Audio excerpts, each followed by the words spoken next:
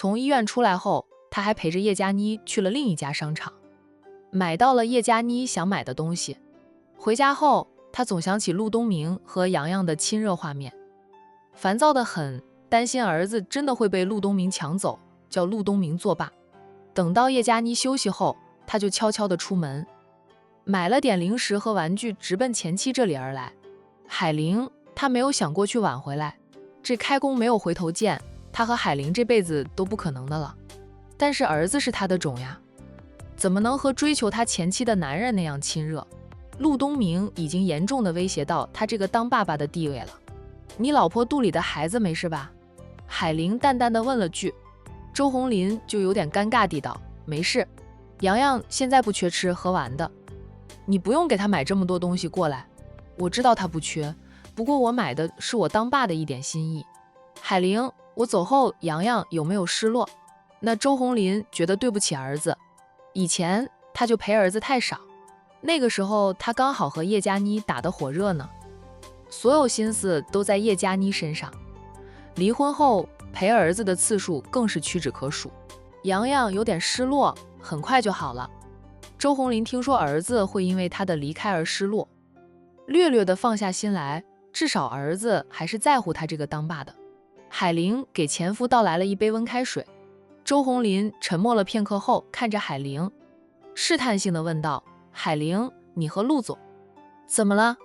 海玲反问他：没怎么，我就是觉得你和陆总不适合，你要再嫁，我肯定没资格阻拦。不过你是洋洋的亲妈，再嫁就是带着洋洋出嫁的，你若是嫁不好，我怕我儿子受伤，才会多嘴的说一说。周红林呢，为自己的嫉妒找借口。海玲，你一定要三思后行，考虑清楚，陆总是真的不适合你。海玲并没有生气，只是语气淡淡的说道：我的感情事就不敢劳烦周先生挂怀了，周先生过好自己的小日子就行。现在周红林就是个开网约车的，赚不到多少钱，好歹有个收入，就是家庭生活热闹得不得了。海玲太清楚钱婆婆和钱大姑姐的德行了，就算叶佳妮怀孕了，那对母女俩也不会让叶佳妮好过的。那叶佳妮肚里的孩子能否好好的出生都是个未知数，若能出生，是个儿子还好，是个女儿的话，那对母女不折腾叶佳妮才怪呢。总之，叶佳妮的日子不会好过的。那这就是叶佳妮破坏别人婚姻，抢人老公遭受的报应啊。周红林讪讪的，周先生若是没有其他事情，请回。不早了，我也要休息啊，明天还要开店做生意呢。海玲，周先生过来，想来是没有经过你老婆的同意。若是他知道你偷偷来我这里看洋洋，说不定跟你闹出天翻地覆。叶佳妮不喜欢周红林过多的关心洋洋，海玲心知肚明呀。以前叶佳妮没有怀孕，她都不喜欢婆家人关心洋洋，现在她怀孕了，就更加不喜欢了。那提及叶佳妮，周红林果然坐不住了，就很快就起身离开。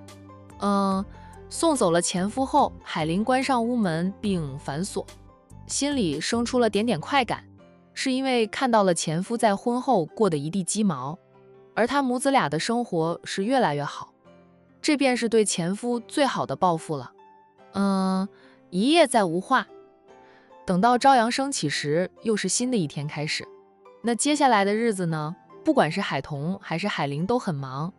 那陆东明依旧每天都去任你食早餐店吃早餐，给海玲送花，送各种礼物，哪怕海玲不曾收下，他也天天坚持。战印帮洋洋在管城中心幼儿园报到了名，等到9月份，洋洋就能进入管城中心幼儿园接受学前教育。那天气呢，也是越来越热，很快啊便进入了6月。管城的6月那天气是真的热。度蜜月的苏南和沈小军夫妻俩却在6月天火急火燎地回来了。苏南为了能多陪新婚妻子，特意跟战印要了2个月的婚假的。出门度蜜月时，小夫妻俩也是计划在外面玩上2个月才回来，结果才过了1个月，夫妻俩就回来了。得知这夫妻俩提前结束蜜月之旅回来了，海童直觉有事。他收到消息时，恰好和商小飞从老家回来，然后姐妹俩就干脆就去一趟苏家。到了苏家，知道沈小军在床上躺着，姐妹俩吓了一跳，以为沈小军出了什么事。阿姨，我上楼去看看小军。海童心急如焚，想马上知道好友出了什么事。他也不跟苏太太客气，椅子还没有坐热，就提出要上楼去看沈小军。苏太太笑道：好，我让你带你们俩上去。因为苏南也还在楼上，苏太太吩咐一名佣人带领着海童和商小飞上楼啊。商小飞握了握海童的手，轻声说道：童童，不用太紧张害怕，我看苏太太心情愉悦，笑得那么开心，小军不会出问题的。就算有什么事儿，估计也是好事。苏家对于沈小军这个儿媳妇非常满意。苏南还在追求沈小军时，苏太太都把他们这一房的传家之宝交给了沈小军，就是认准了沈小军这个长媳。若是沈小军有什么事，苏太太不会有这么好的心情。海童想了想，觉得有道理。他是关心则乱，没有想到这一点。若是好事，他小声地对商小飞说道：小军该不会是怀孕了吧？这蜜月期间就怀孕了，那可是进门喜啊。如果真是怀孕了，也怪不得苏南火急火燎地带着沈小军回来了。佣人带着2个人上到2楼，就来到了沈小军和苏南的婚房前，替2个人敲了敲门。大少爷站大少奶奶和商小姐来看望大少奶奶了。在房里陪着爱妻，非要沈小军躺在床上休息的苏南，听到佣人的话后，对沈小军说道：海童和商小飞来了，我去给他们俩开门，你们好好的聊聊，但你不能下床，要好好的休息。沈小军说我是怀孕，又不是生病，刚怀上我都没有感觉，继续旅游应该没问题的。你非要结束旅游把我送回来，还不让我下地，就好像他是病人一样。头3个月要很小心的，你想旅游，等孩子出生后，我们再去玩，保证陪你玩到你不想玩为止。苏南呢，向老婆许下承诺，现在一切以腹中的宝宝为重，哪怕沈小军的身体很好，又是刚怀孕，小心点是不会出事的。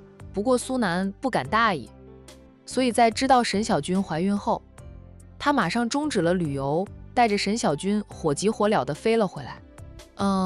还是跟大哥借用了他们家族的私人飞机。苏少主听说弟妹怀孕了，也是很重视啊。苏南一打电话给他，他就给苏南夫妻俩安排了私人飞机，就把小夫妻俩接了回来。苏南是这一辈中第一个结婚的人，沈小军肚里的宝宝便是苏家下一代中的第一个。整个家族知道她怀孕后都是兴奋的。夫妻2人还没有到家，族亲们就送了不少补品过来，有些上了年纪的族亲，更是连宝宝出生后的生活用品都买了不少送过来。那大家这么重视沈小军这一胎，苏南能不紧张吗？等到孩子出生，又舍不得孩子，哪里还能出门游玩？你快去给彤彤和小飞开门吧。沈小军要起身，苏南连忙按住他，说道：你给我躺着，我马上去给他们俩开门。苏南说着，赶紧去给海童开门，免得他的老婆大人要下床啊。苏总看到苏南，海童和商小飞异口同声地叫了他一声：嫂夫人、商小姐，你们来了，小军在房里休息。苏南笑着错开身子，让2个人入内。等到海童从他眼前走过时，他小声叫住了海童，海童就停下来看向他：嫂夫人，你帮我看着小军，别让他下地乱走动，我们刚回来，坐了几个小时的飞机，他肯定累的了，但他是个坐不住的人，我一走开，他就像个猴子似的，就静不下来。海童笑道：好，我帮你看着小军，不让他下地乱走路。苏南这才放心地离开了房间，就把空间留给3个女人。他下楼后又安排了2名佣人送了茶水、点心啊、水果上楼。彤彤、小飞，你们可算来看我了。沈小军坐起来要下床，海彤连忙说道：“小军，你就坐着别下地了，苏总交代我，让我看着你，别让你下地乱走动的哈。”闻言，沈小军一脸黑线，吐槽地道：“简直就是把我当成重症病人看待了。哎，你是不是怀孕了呀？”现在海彤和小飞基本上可以确定沈小军是怀孕了。沈小军脸上有了笑意，那是幸福的笑。他说道：“是怀上了，我都没想到这么快。结婚时我恰好是危险期，然后出去度蜜月，到了老朋友该来的日子都没有来，我当时没在意。等过了半个月还是没有来，我跟苏南一说，苏南带我去当地的医院检查，发现是真中奖了，然后他就急了，马上打电话给他大哥，就安排私人飞机去把我们俩接了回来，是今天才到家的。到家后，他非说我坐了几个小时的飞机，累坏了，要我躺在床上休息。我一点都不累，我现在兴奋得很，想把这个好消息和你们分享的。”商小飞笑道：“你们夫妻俩真幸福，蜜月里就怀上了。小军，恭喜你！要是知道你怀孕了，我们应该给你买点补品带过来的。彤彤从战役那里得知你们提前结束蜜月之旅回来了啊，担心你啊，就带着我赶紧过来看你，那什么都没有买到。”沈小军连忙说道：“你们别给我送补品了，我人还没有回到家，苏南的族亲们已经送了不少补品过来啊，我都吓到了。大家族又是团结的大家族，这一旦送礼真能吓到他。我刚怀孕也不需要大补特补的，3餐正常就行，你们千万不要给我送补品，就饶了我吧。”沈小军朝2个好友做着拜托的动作，逗得大家都笑了。佣人送了水果点心进来，那沈小军招呼着2个好友呢吃点心。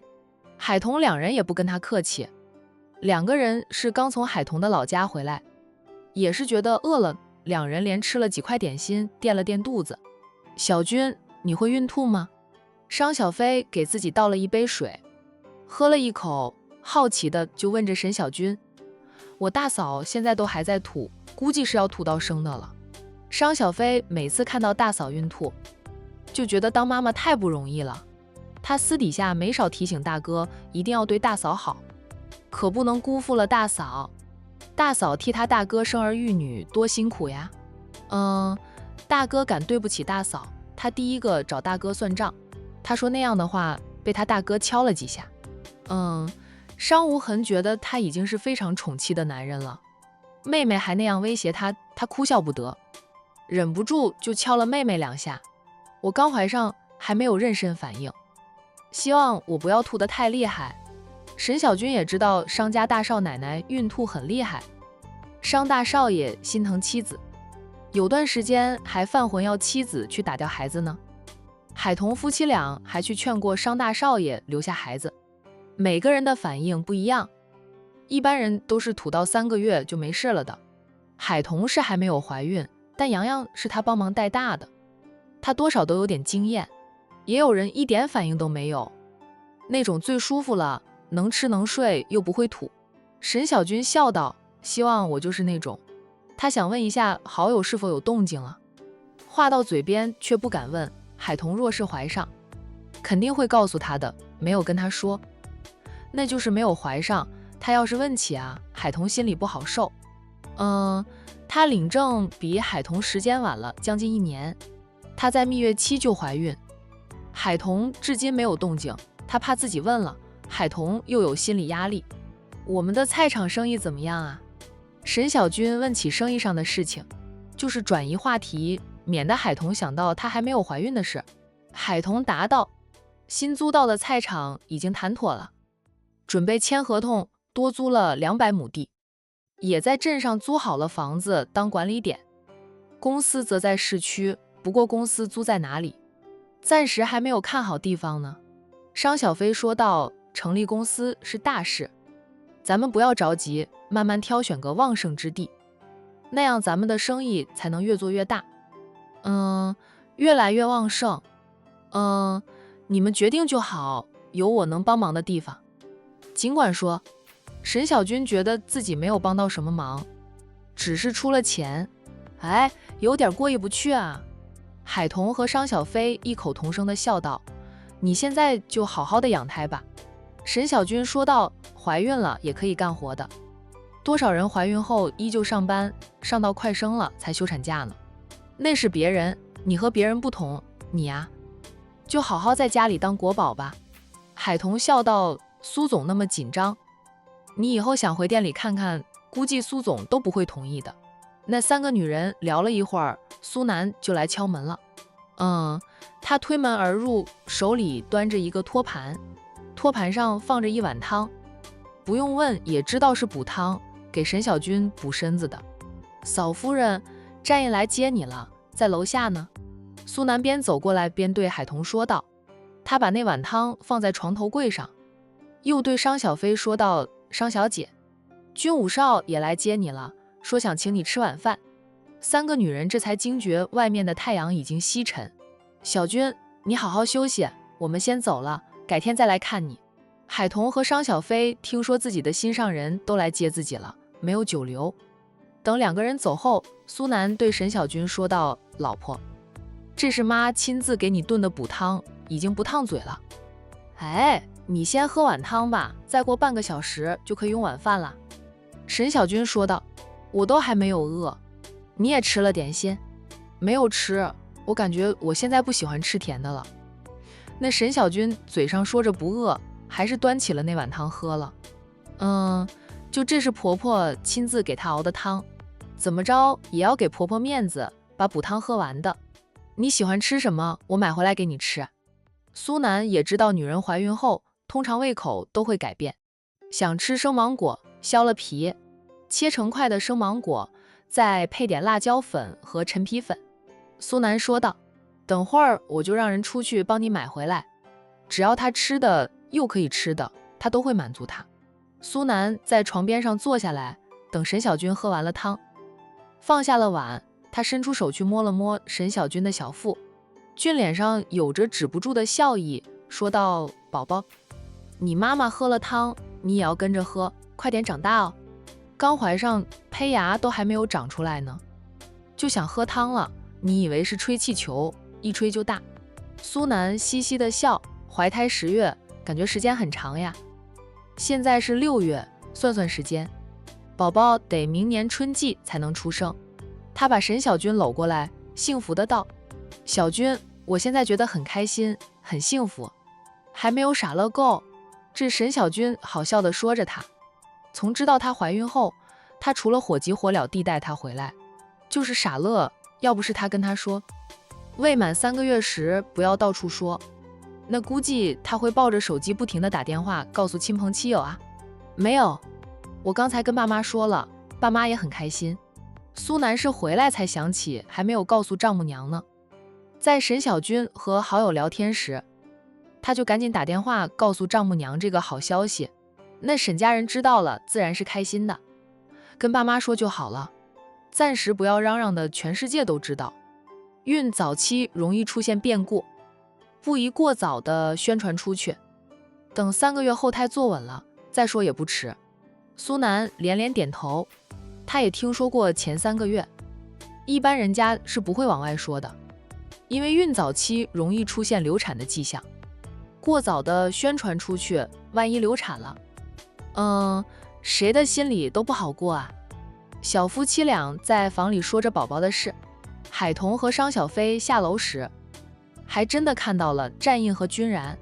苏太太呢，正在招呼2位大总裁，看到海童下楼，战印起身，对苏太太说道：“阿姨，打扰你了。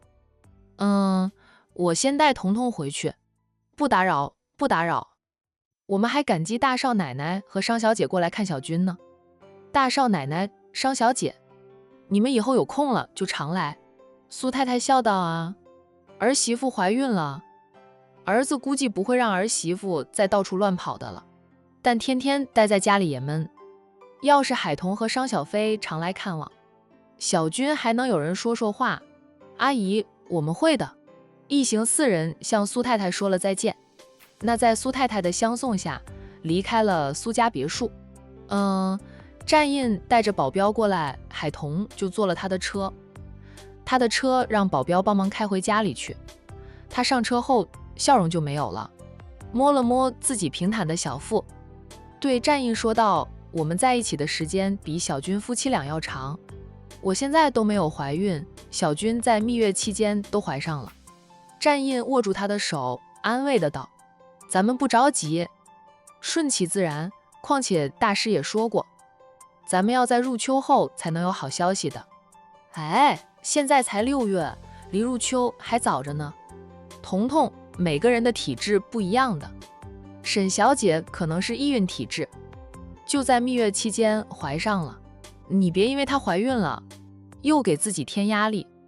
我和我家人都没有催生过，咱们现在这样不也挺好的？”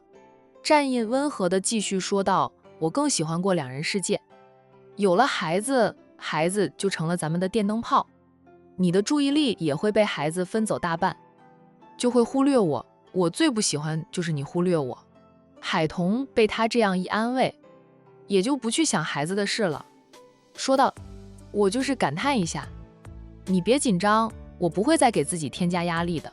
他现在也很忙，只要忙起来，他就没有时间去想孩子的事。我觉得苏南和沈小姐过早的要孩子，还不爽呢，这才刚结婚呢，就怀上了。孕期间，苏南就要当和尚，就算偶尔能解解渴，能尽兴吗？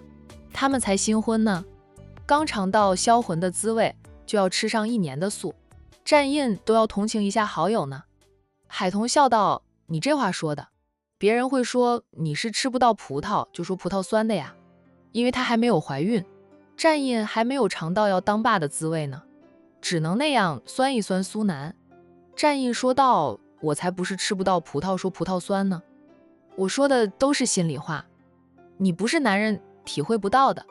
海童，你这话在我面前说说就好。哎，不要在苏总面前说。”战印也笑：“放心吧，我有分寸的。你们在你老家建办公地点的事怎么样了？租到办公室了吗？”战印换了一个话题：“租到了，管理人员也请到了，他们会在下周1正式上班。”战印夸赞地道：“你和商小飞2个商场菜鸟，办事效率倒是挺快的。”海童笑道：“主要是小飞的功劳，他行事作风是风风火火的，不过有了点头绪后，他就喜欢甩给我，他不管了。我早就说过商小飞耐心不足，他性格就是那样，也就是遇到你和沈小姐这样的厚道合伙人，否则他被人坑死都不知道。奶奶看人的眼光还是可以的，早在商小飞爱慕他的时候，奶奶私底下就和他说过，商小飞不适合当战家的当家太太。不过呢，就算没有奶奶的话，那战印也不会喜欢商小飞，毕竟他和商无痕像斗鸡眼似的，他怎么会喜欢死对头的妹妹？如果海童在嫁给他之前就和商太太相认了，就算被奶奶用拐杖抽，战印都不会答应娶海童为妻的。婚后海童才被商太太认回来，他那是没办法的事，为了海童，他只能慢慢的和商无痕缓和关系。好在呢，商家也足够重视海童姐妹俩，在做出针对他战事的事情时，都会为了海童考虑一下，出手就不会太狠，至少留了回旋的余地。如今2家大集团虽无合作的关系，至少不会像以前那样斗鸡眼。但是小飞的优点也很多呀，他人脉广，资源多，就是懒了点儿，不喜欢交际。海童觉得自己现在还不如商小飞的，毕竟商小飞的起点比他高太多。他就算很努力的学习，努力的融入上流社会这个圈子，再努力的去适应商场的尔虞我诈，但时间不算长，总有很多不足之处。战印温和地道：“你和商小飞属于互补吧，他没有的你有，你没有的他有，你们俩合伙投资做生意，就会很成功。彤彤，我相信再过3-5年，你们3个就成为管城商界的新贵了。撇开原来的身份地位不说，他们肯定会成为商场的新星呀。海童笑道：承你贵言。战印揽过他，温柔地在他的唇上戳了戳，低声说道：只要你不忽略我就行。怎么会？我忽略谁都不会忽略你。但是你说过要给我写情书的。我至今还没有收到你的情书。海童美眸几闪，他忘了呀，天天忙着生意上的事，又要开店，更要经常跑去看看战家的那些小产业经营的怎么样。很多时候他是微服私询的，这样才能看清楚那些店员店长做事是否认真。所以他一忙起来，有很多答应过他的事他就忘了。不过他这个人他是没有忘的，还记得牢牢的，不记牢不行呀。若有一天不给他发信息打电话，说几遍我爱你，他就像个怨妇似的。要不去他姐那里抱怨他只顾着赚钱忽略了他，要不就是隔2天就在床上使劲的折腾他，直到他求饶，保证不会忽略他，不会再让他当怨夫，他才肯收兵。海童是发觉自从他和商小若合伙投资生意后，战印对他是越来黏，有时候都觉得他是一块牛皮糖。我今晚回家就写，保证写，明天你上班之前我把情书交给你。海童只能补救了。战印眼神深深地看着他，老夫老妻了。海童懂他的意思，他飞快地看了一眼司机以及坐在副驾驶座上的保镖，见他们都没有回头。司机专制地开车，保镖则在玩手机，那是保镖的保命方式啊。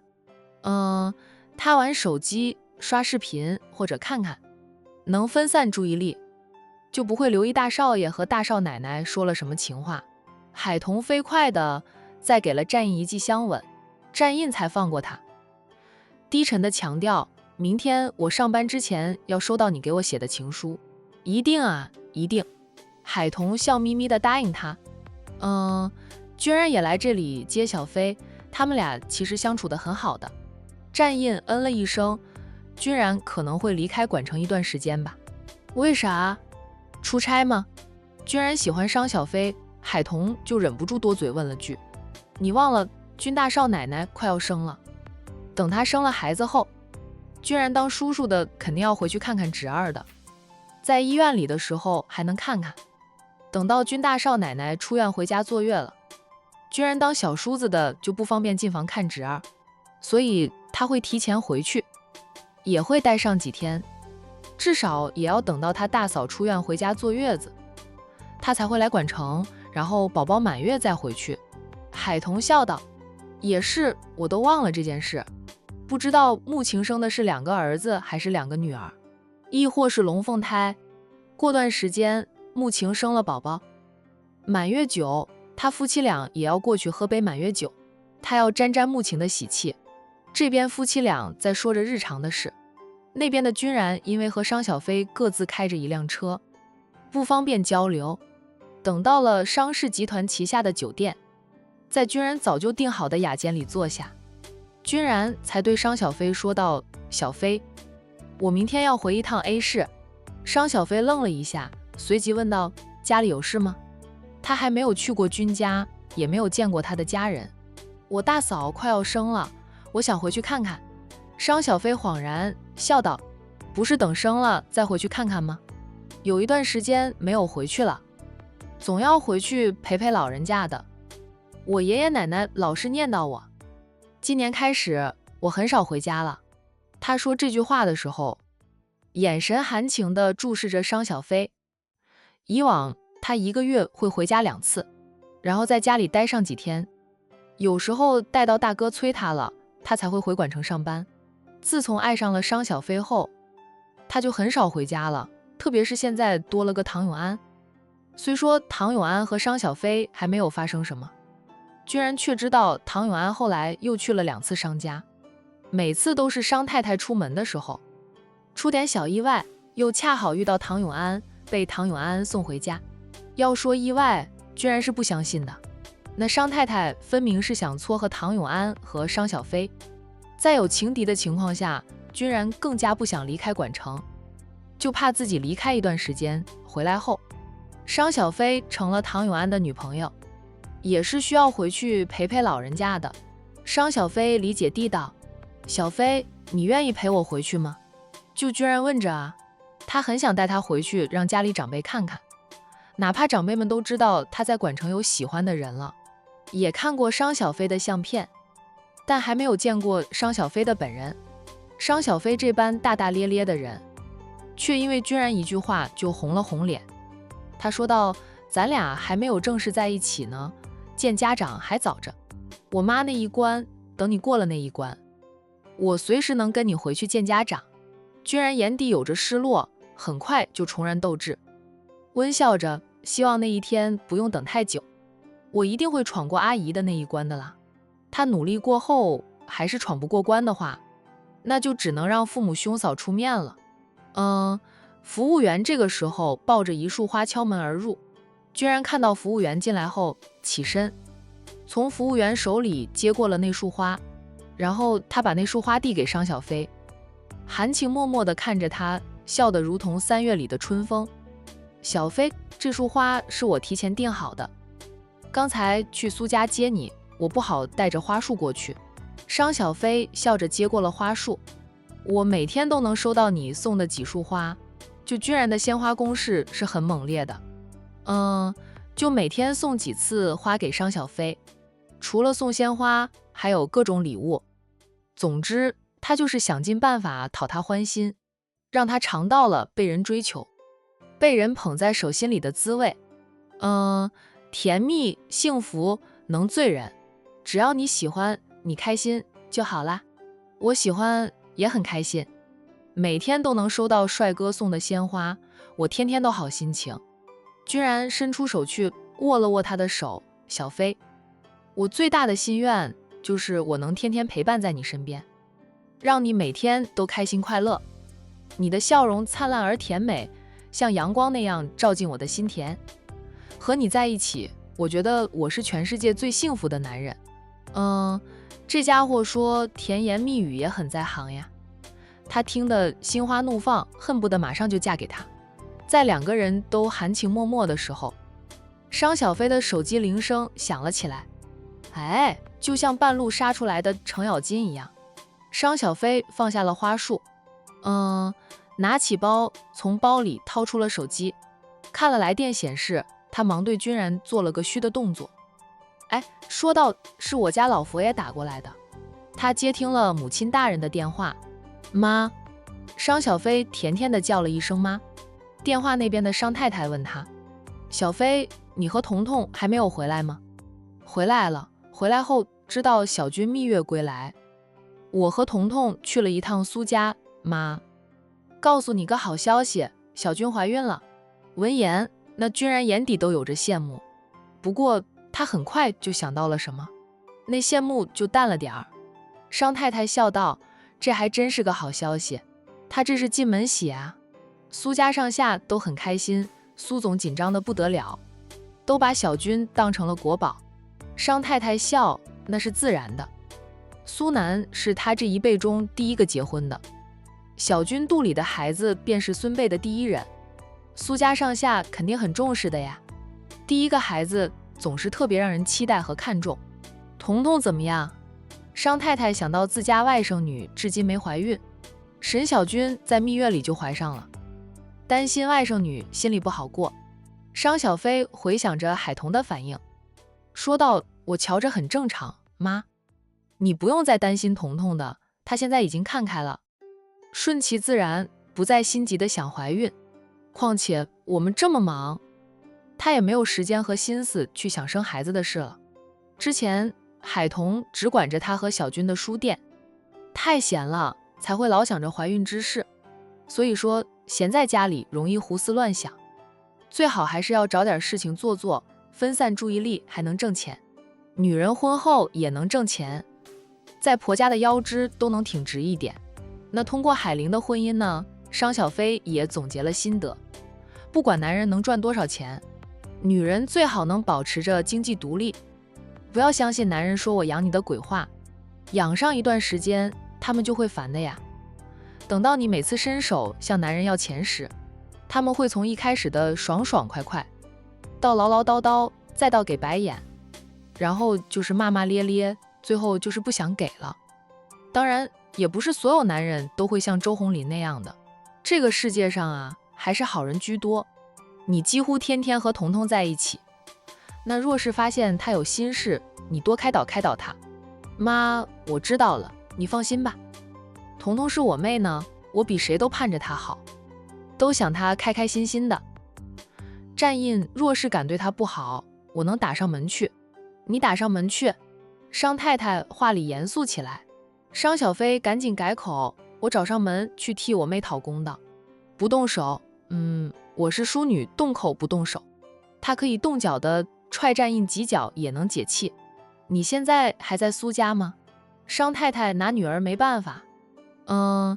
别以为她不知道女儿心里怎么想的，别人是动口不动手，她的女儿是能动手时不想动口，否则在管城的名声咋会差成那般？